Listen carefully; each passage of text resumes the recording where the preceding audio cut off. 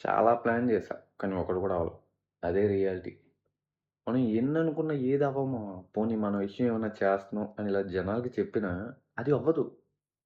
అది అవ్వదన్న భయంతో మనం చెప్పడం మానేస్తాం ఫస్ట్ థింగ్. ఇది నిజంగా ఫేట్ అనేది ఉందా ఏమో మరి. బట్ అనుకున్నయి ఏది అవ్వవు. సో, దీనికి ఒక టెస్ట్ పెడదామని ఫిక్స్ అయిపోయాను.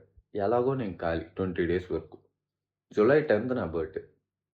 So, one of my dream ఇది మొత్తం నా లిస్టు. ఇది ఎప్పటికి అచీవ్ చేస్తానో నాకు తెలీదు.